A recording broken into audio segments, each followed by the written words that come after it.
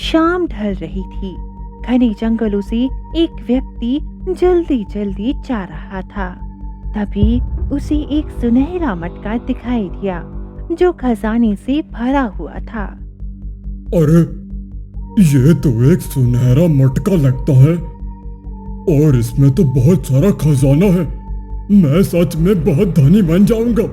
ये खजाना मुझे अपने साथ ले जाना चाहिए। जैसे ही वह मटके को छूता है, वो खुद एक मटके में बदल जाता है। जो भी मुझे लालच में छूने की कोशिश करेगा वो भी मेरी तरह एक मटके में बदल जाएगा। हाँ।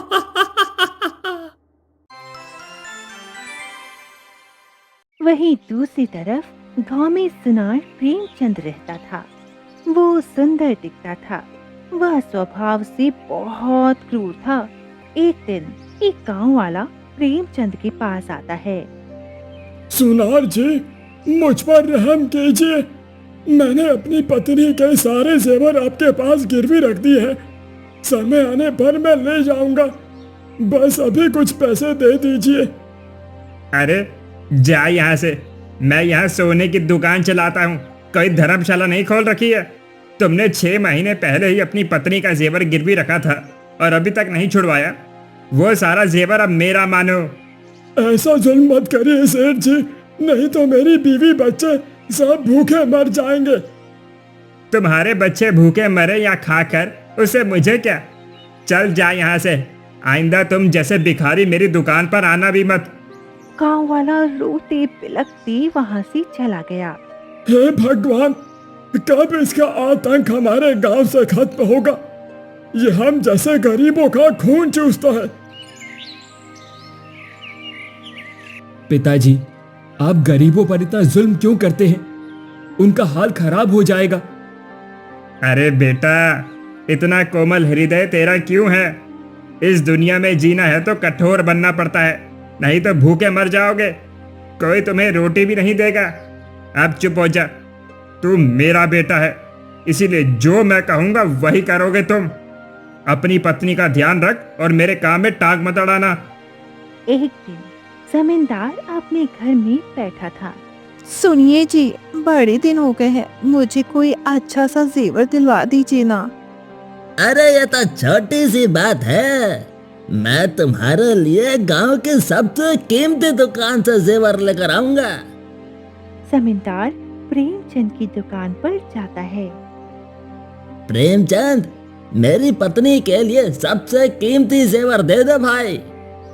सेठ, पहले पैसे दीजिए तभी मैं जेवर निकालूंगा। अरे ये कैसा तरीका है? मैं इस गांव का जमींदार हूँ, मेरी इज्जत है। तू ऐसे कैसे बात कर सकता है मेरे से? मैंने जो कहा वही सही है। पैसे दो, नहीं तो जेवर नहीं दूंगा। ठीक है, मुझे तुम्हारी दुकान से जेवर नहीं चाहिए, पर इसका बहुत भारी परिणाम होगा, देख लेना। इतना कहकर जमींदार गुस्से से वहां से चला गया। तभी अचानक प्रेमचंद के सीने में तेज दर्द उठा और उसकी वही मृत्यु हो गई। तभी एक गांव वाला दौड़कर जमींदार के पास जाता है। सेठ जी, प्रेमचंद की मृत्यु हो गई है। उसने जो गरीबों के साथ किया था उनका हिसाब अब उसके बेटों को भुगतना पड़ेगा। जमींदार तुरंत प्रेमचंद की दुकान पर गया और उस पर कब्जा कर लिया। आप क्या कर रहे हैं? ये तो मेरे पिता की दुकान है, आप इसे कैसे हड़प रहे हैं? अरे वाह, तेरे पिता ने जो सभी गांव वालों के साथ किया उसका हिसाब अब तुम्हें भुगतना होगा। ये जमीन और घर अब सब गांव वालों का है, निकल यहाँ से। गांव वाले भी जमींदार के साथ खड़े हो जाते हैं। प्रेमचंद ने गरीबों का जो नुकसान किया उसका हिसाब देना ही चाहिए।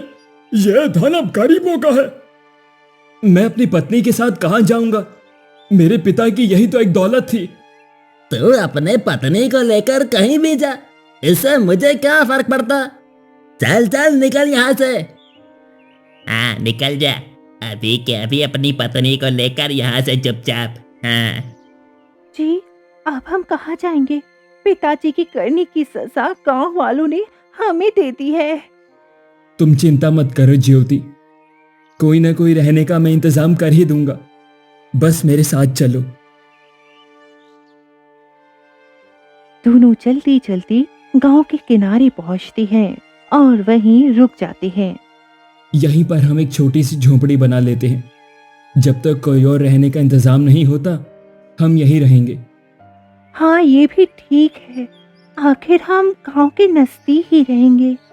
राहुल झोपड़ी बना लेता है। देखो ज्योति, झोपड़ी तो बना दी, तुम इसमें रहो, तब तक मैं कोई काम देख कर आता हूँ, क्योंकि ऐसे बैठे बैठे पेट नहीं चलेगा ना। ठीक कहा तुमने। राहुल वहां से निकल पड़ता है और एक किसान के पास जाता है। काका, मुझे कोई काम दे दीजिए ताकि मैं अपनी पत्नी को 2 वक्त का खाना खिला सकूं। अरे तू तो वही प्रेमचंद का बेटा है ना, जो गरीबों का खून चूसता था। अच्छा हुआ कि भगवान ने उसे उठा लिया। मैं तुम्हें काम नहीं देने वाला, तू भी अपने पिता जैसा ही है, चल जाओ यहां से। ऐसा मत करो काका, मैं पिता जैसा नहीं हूं। पिताजी ने जो किया उसकी सजा आप लोग मुझे क्यों दे रहे हैं? मेरी पत्नी है, अगर आप काम नहीं दोगे तो मैं उसे खाना कहां से खिलाऊंगा? वो मर जाएगी। तेरे बाप की वजह से मेरा भाई आत्महत्या कर लिया था, उसकी सजा तो तुम्हें मिलेगी ही। मेरे भाई का क्या कसूर था? तेरे बाप ने उसके सारे जेवर गिरवी रख लिए और सही समय पर पैसा ना लौटाने की वजह से उसने लाखों का जेवर सिर्फ 5,000 में अपने पास रख लिया, हमेशा के लिए, जिसकी वजह से मेरे भाई और उसकी पत्नी में लड़ाई हुई और वो जाकर आत्महत्या कर ली उसने। इसीलिए मुझे तेरी शक्ल से भी नफरत है, चला जा। राहुल पूरे गांव में काम ढूंढता है, लेकिन कोई भी उसे काम में नहीं रखता। लोग उसे जलील करके भगा देते थे।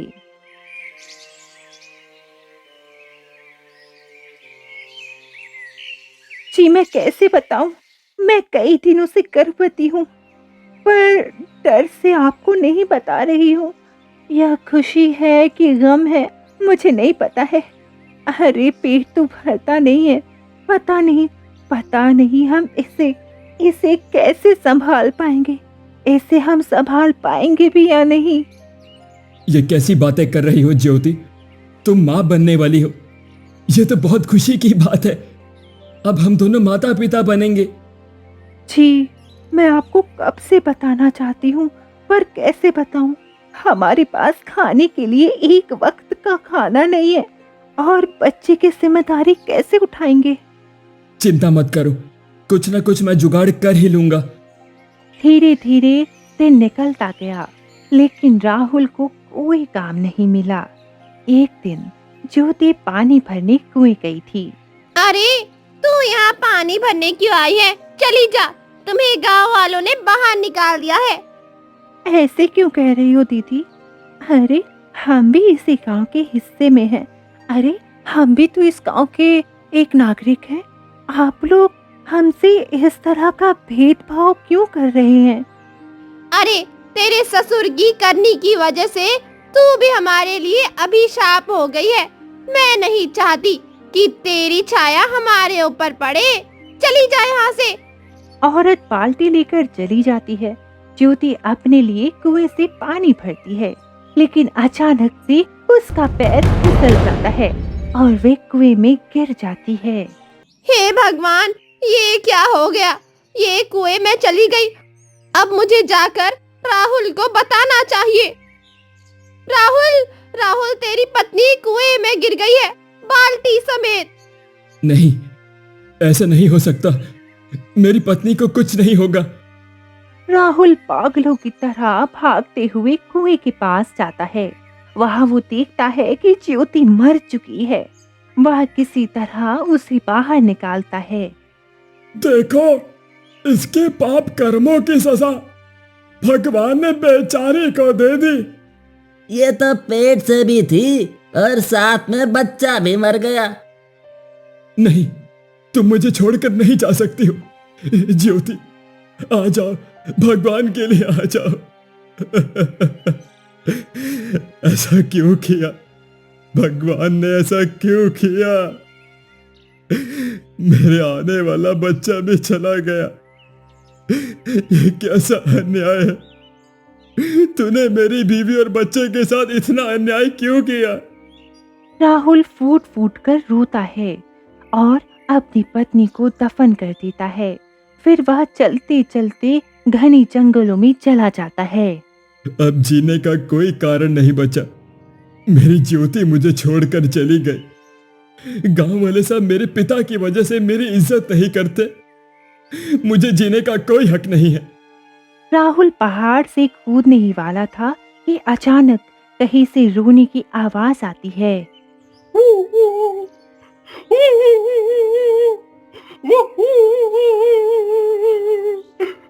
अरे, इतने घने जंगल में ये रोने की आवाज किसकी है? ये कैसा मटका है? इसमें से पानी कैसे टपक रहा है? राहुल मटका के पास चला जाता है। ये धन मेरे किसी काम का नहीं है। मेरी पत्नी ही चली गई। मुझे ये धन नहीं चाहिए। मेरी मदद करो, मैं तुम्हारी तकदीर बदल दूंगा। मैं कई वर्षों से इस मटके में कैद हूं। तो तुम बोल सकते हो?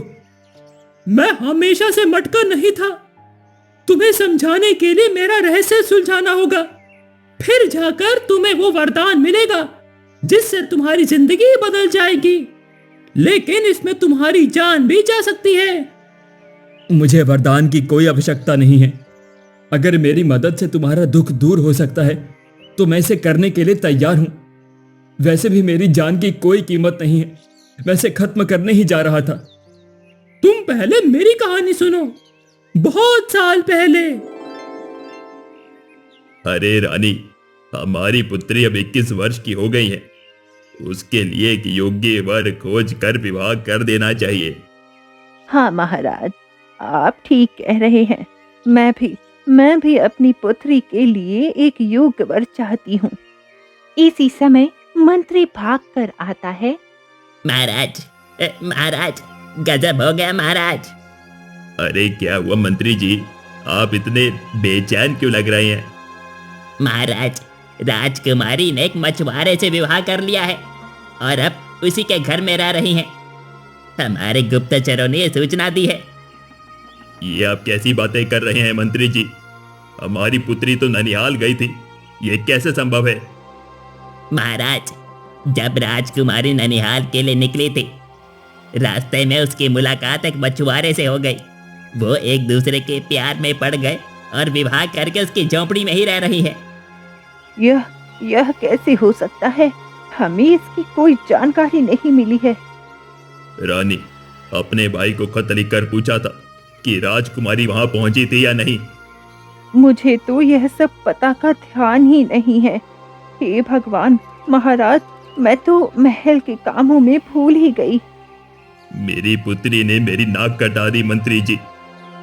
आप उससे कह दीजिएगा हमारे महल में कभी वापस कदम ना रखे। अगर उसने दोबारा कदम भी रखा तो मैं उसे जान से मार डालूंगा। जैसी आपकी आज्ञा महाराज। मेरी बेटी ऐसा कर देगी, मैंने कभी नहीं सोचा था। अब मैं सबको क्या जवाब दूंगी?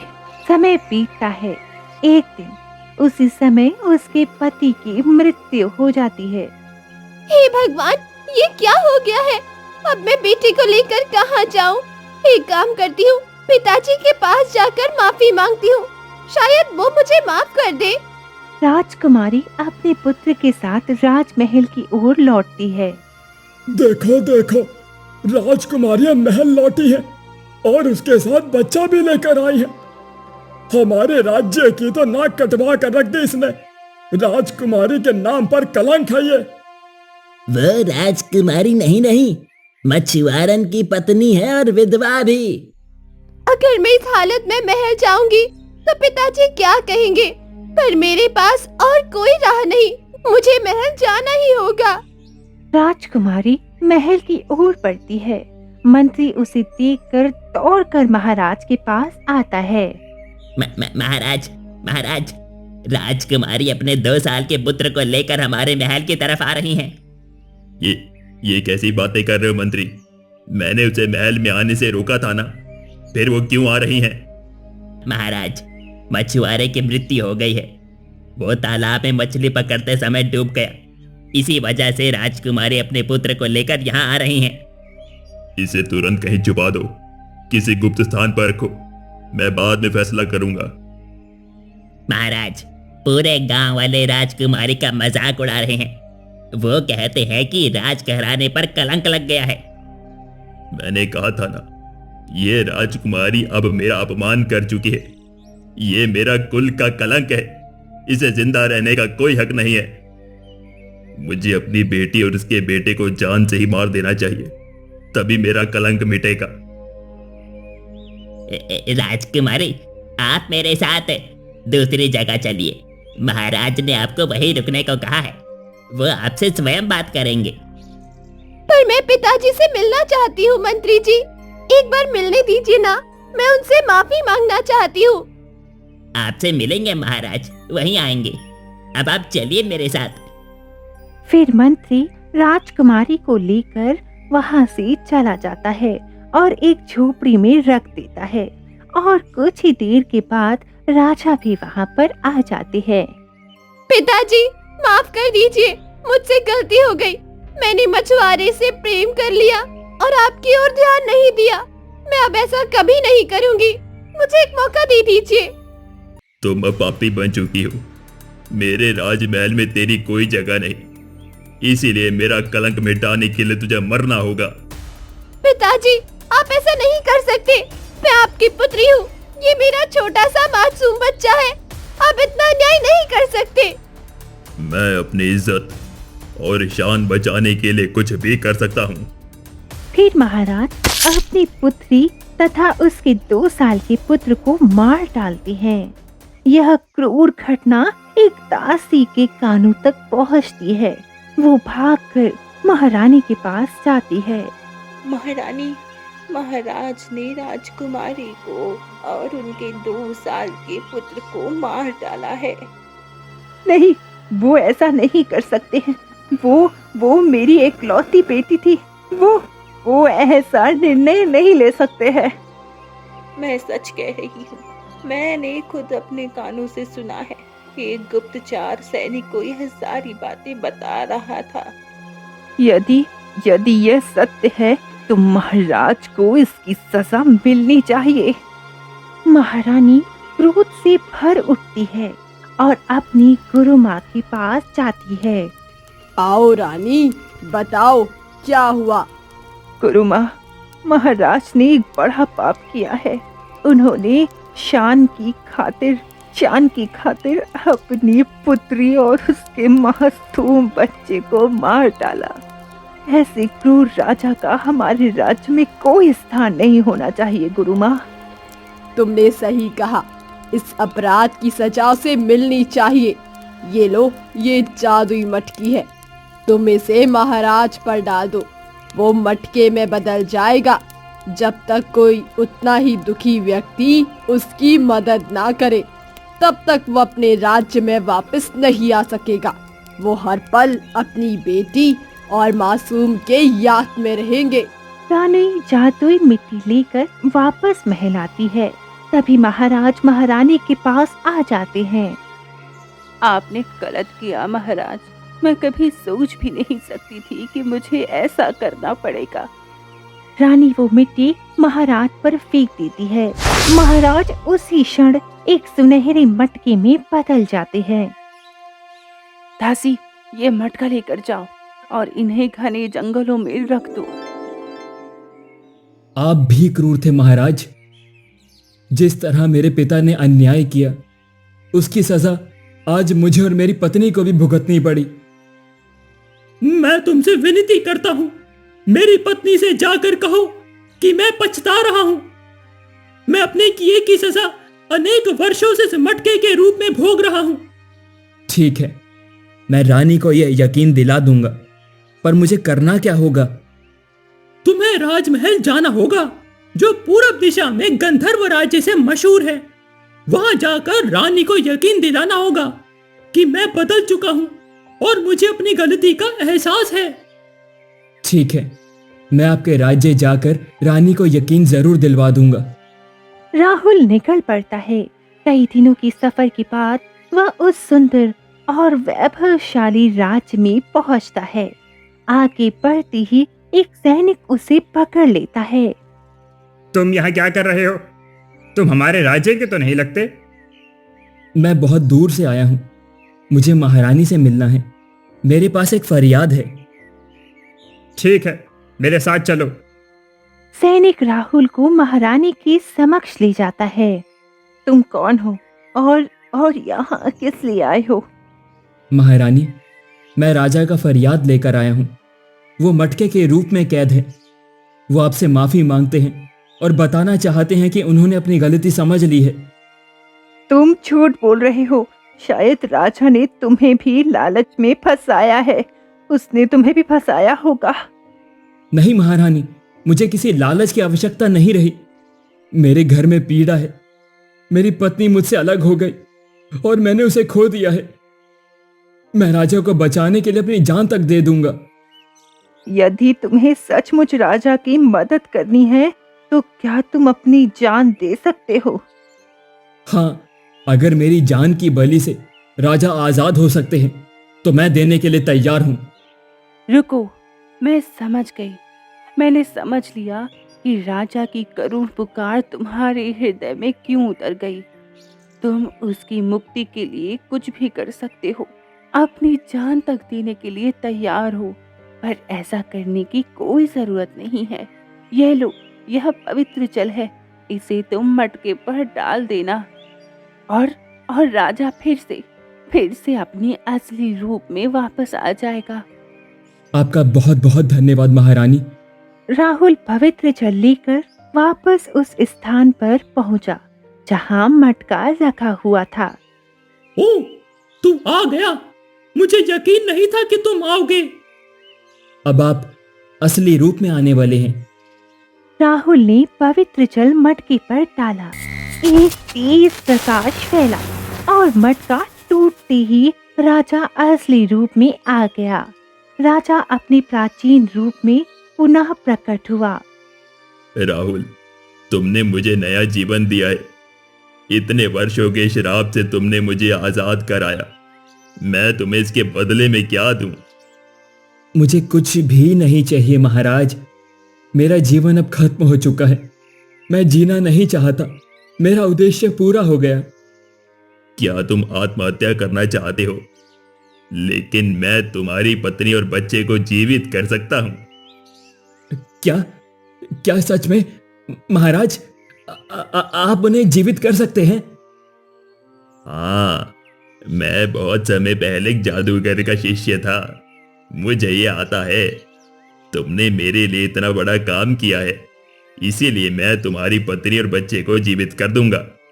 मुझे उस जगह ले चलो जहां तुमने अपनी पत्नी को दफनाया है। राहुल राजा को लेकर उस स्थान पर गया जहां उसने अपनी पत्नी को दफनाया था। महाराज, यही जगह है जहां मैंने अपनी पत्नी ज्योति को दफनाया था। राजा ने मंत्रों का उच्चारण करना शुरू किया। तभी पीछे से एक परिचित स्वर आवाज सुनाई दी। अरे, कहाँ थे आप? मैं कब से आपको ढूंढ रही हूँ।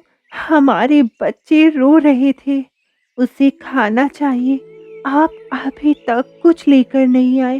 क्यों नहीं लेकर आए? ज्योति, तुम यहाँ कैसे? हमारी बेटी भी?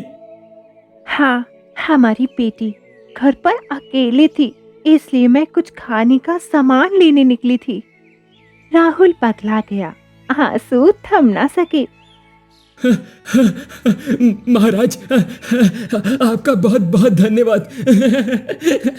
आपने मुझे जीने की वजह दी महाराज। मेरी पत्नी और मेरी बेटी। अब मैं जीवन खुशी खुशी से जी सकूंगा महाराज। ये लो, ये आभूषण रख लो। इन्हीं से तुम अपनी बेटी के लिए भोजन की व्यवस्था कर लेना। अब जाओ और एक अच्छी जिंदगी जियो। राजा ने आशीर्वाद दिया और वहां से चला गया। राहुल अपनी पत्नी ज्योति और बेटी के साथ सुखपूर्वक रहने लगा। उनके चेहरे पर फिर मुस्कान लौट आई और वे एक हंसी खुशी जीवन जीने लगे।